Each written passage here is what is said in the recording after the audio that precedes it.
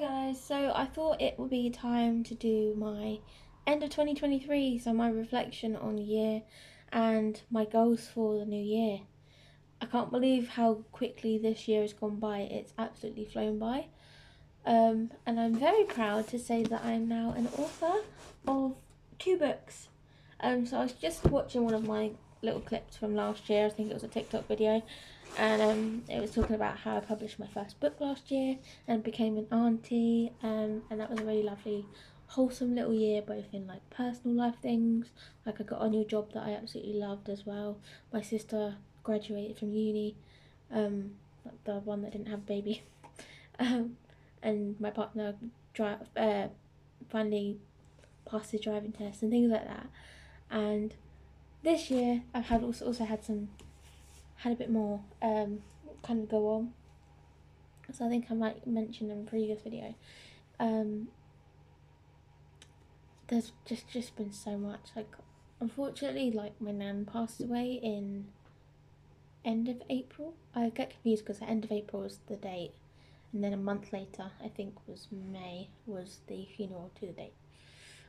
So I always think when's the funeral, But yeah, so I that was a very kind of like sad part of this year.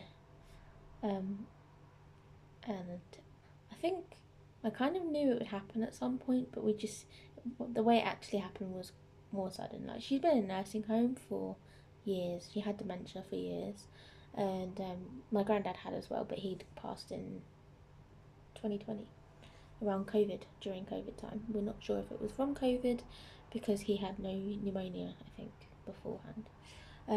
But yeah, my nan is a strong one. She'd been through a kidney infection, countless things, like countless other little horrible issues. She's gone into a coma and everything. But she fought through lots of different health problems. So I think it was probably inevitable in one way. Um, she wasn't like she was 80 something, 85, I think, something like that. So she had a long life. Bless her. So yeah, that was. But then other than that, there's been a lot more like positive things in 2023, which is really nice. So I've been working towards this year publishing The Girl Behind the Glass, which is my second book, which is a dark retelling of Snow White, because I now have two different series in the process. So Steel Princess is my futuristic series. The Girl Behind the Glass is my first book in a series of retellings. Yeah, so The Girl Behind the Glass, I'd had my cover done, I think early this year, and I was also waiting to try and get my editing done. All of those little things that come along with self-publishing, where like all of those little steps that I got character art for it, I got map art done, I was getting it ready, editing it, so that I could get my formatting done for all of it. And I thought I was going to publish it like early on in the year, and that didn't quite happen. So I ended up publishing it in October, so it came out on October 14th. And yeah, I would have liked to publish it earlier, but I'm really glad that when I did publish it. And I also managed to get it during a free book promotion this year, like I think last month. I did it around the time that I went to Yauk, because Yauk was in November this year for some reason.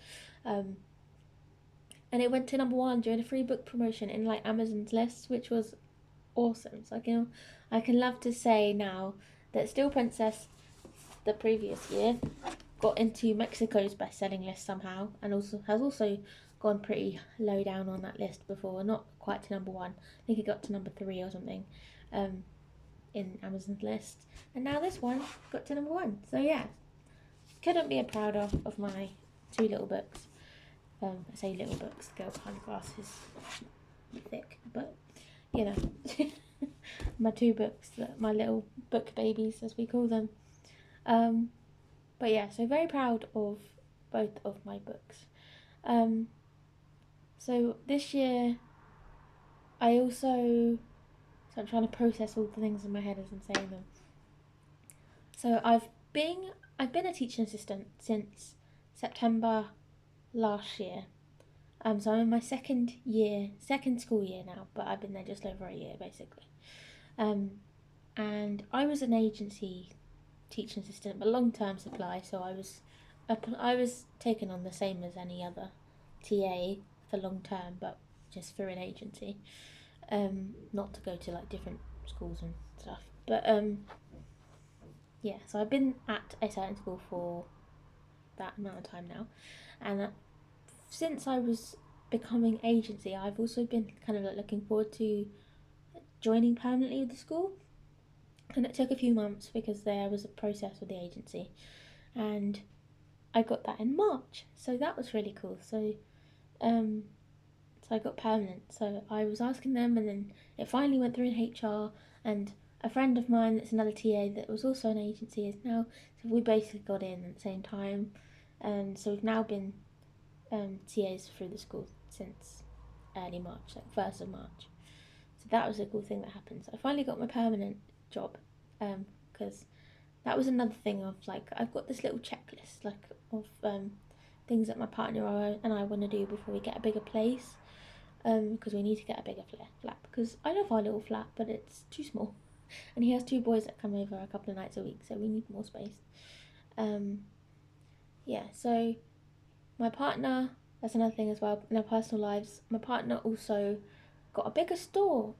He's been working in the works for about 18 years, so 9 years at MK Central Store, 9 years at Woburn Sands Store as a manager.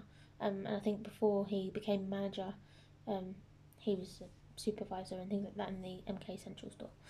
And he's now a manager in the Northampton store as of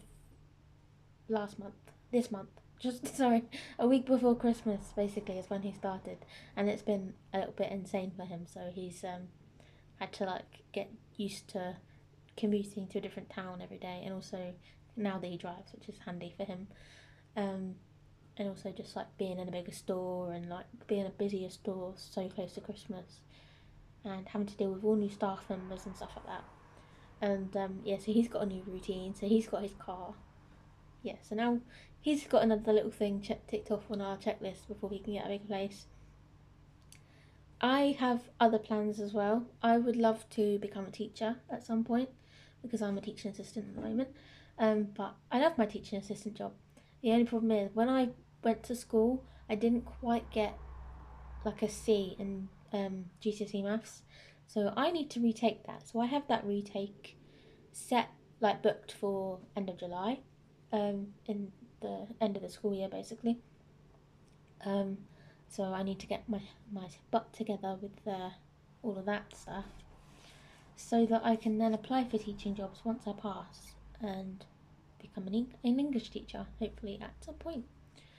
Um, but yeah, so that'd be nice. So that would be a plan, and then I could do the apprenticeship route and then go from there. So that'd be some more career and more personal things. But again, on the writing front, I also had some big achievements this year.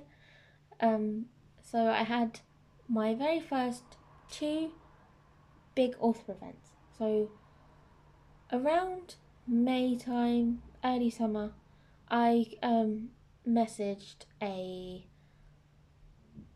So there's this MK Lit Fest. You know, every town has like literature festivals that they do events and stuff. So they try and get authors involved.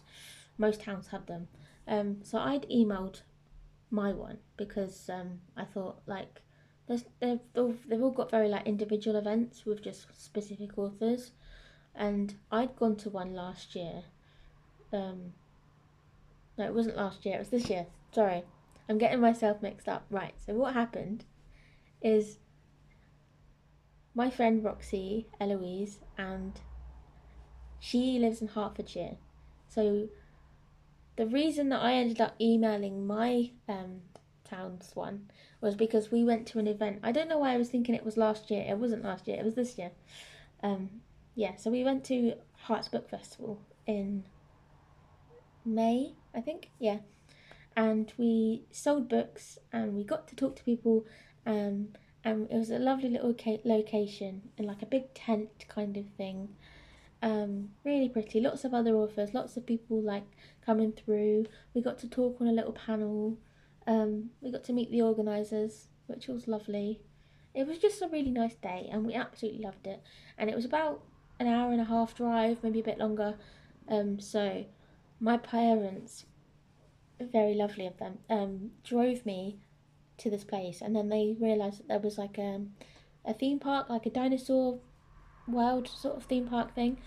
So they went to that for the day while I went to stand at my stall with my two friends at the same table and sell books. And we did this lovely little bundle thing where we were all fantasy authors. So I was selling Still Princess, and because I didn't have The Girl Behind the Glass out at that point.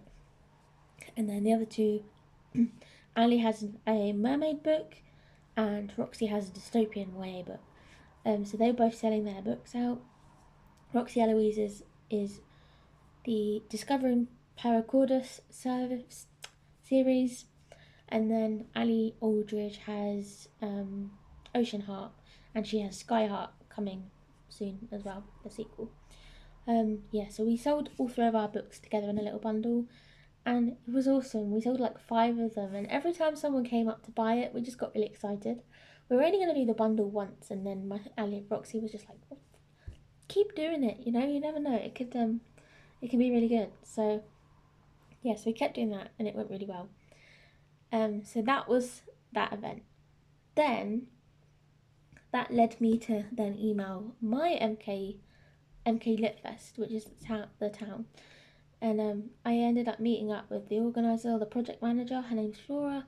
She's absolutely lovely. She's worked in publishing before and is now doing all of these freelance things, including being a project manager for the Lit Fest. So we went up, had a little Costa, had a talk, and was telling her about all these things that I'd done at Hearts Book Fest, and that I would love to do something like that in MK. And she said basically we've wanted to do stuff like that, but it's just the funding that's not always been there. But we'll see what we can do, and we'll get you and the other 2 friends of yours involved.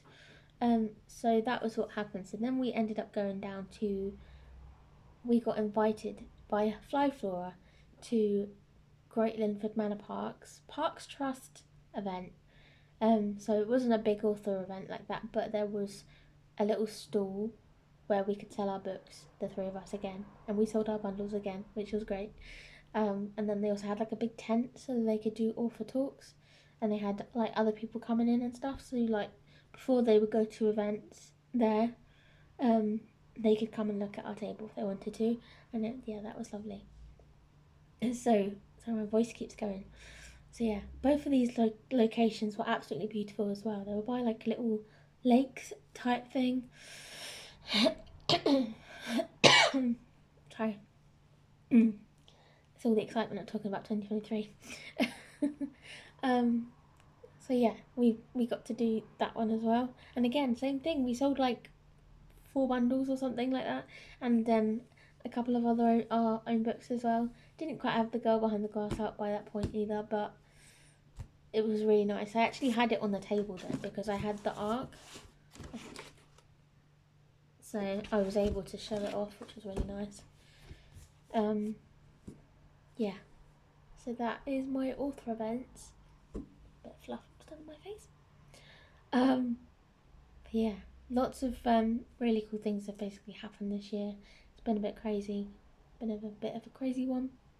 But my goals for 2024 are to, of course, get my maths done, hopefully pass that, get a bigger flat with my partner. There's the personal ones.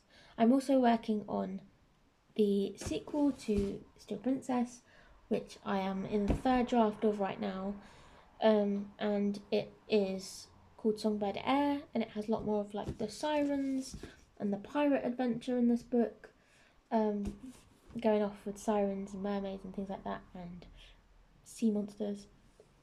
There are sea monsters in this one, but there's more sea monsters in the next one, and I'm really excited to get it out there and get ARC readers for that one and things. So that cover is being designed in February, and then this book right here is getting an audiobook as well. So this is actually happening right now, this process. So my narrator Colleen Arnold is currently narrating my book, and her deadline's the end of February, so I should be able to see that hopefully in March, and the cover will probably be March actually as well. So yeah, March, I'm really excited for. It's got all the birthdays in it, including mine and my partner's. But yeah, other than that, bigger flat, publish more books, write more books, because I also want to write the third book in this series, and then I also have the sequel to this book outlined as well. So this is a part of a duology. This is going to be a series of 4 books. So yeah, lots of big plans, lots of things happen this year. Feel free to leave yours down below if you like. We can have a chat about all of our achievements and things, or what we'd like to achieve over the next year. But yeah, just want to say Happy New Year to you all. Hope you all had a lovely Christmas, and hopefully lots of lovely good things come for you in 2024. So thank you guys.